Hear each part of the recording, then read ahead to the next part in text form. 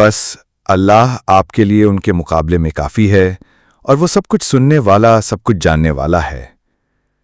یہ آیت نبی کریم صلی اللہ علیہ وآلہ وسلم کی زندگی کے ایک ایسے مرحلے پر نازل ہوئی جب آپ پر دشمنوں نے اعتراضات، الزامات اور مخالفت کا طوفان کھڑا کیا ہوا تھا۔ کفار، یہود اور منافقین سب مل کر اسلام کی راہ میں رکاوٹیں پیدا کر رہے تھے۔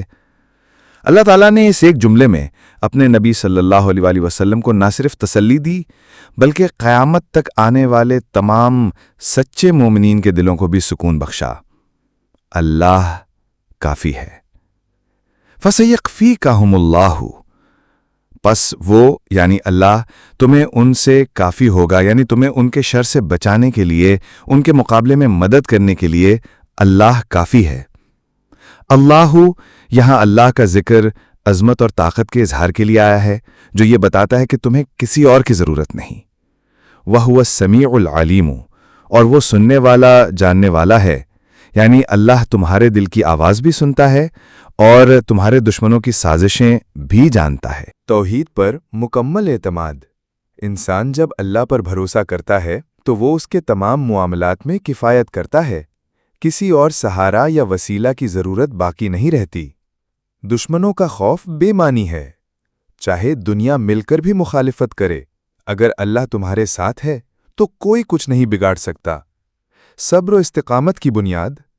مومن کے لیے یہ آیت صبر، حوصلہ اور یقین کا خزانہ ہے۔ جب حالات سخت ہوں، جب لوگ تانے دیں، جب دشمنیاں بڑھیں، بس یہی کہو فَسَيَكْفِيكَهُمُ اللَّهُ۔ جب مومن حق کی بات کرتا ہے، سچائی پر قائم رہتا ہے، تو دنیا اسے تنہا کرنے کی کوشش کرتی ہے۔ سوشل میڈیا پر نفرت، معاشرت میں تنقید یا دشمنوں کے حربے سب اسے توڑنے کی کوشش کرتے ہیں، لیکن یہی آیت دل میں جگا دے تو انسان کہتا ہے مجھے کسی کی پرواہ نہیں، میرا رب میرے ساتھ ہے۔ اگر آپ پر ظلم ہو رہا ہے تو صبر کریں اور اس آیت کو اپنا سہارا بنائیں۔ اگر سچ بولنے پر لوگ نفرت کریں تو یاد رکھیں کہ اللہ کافی ہے۔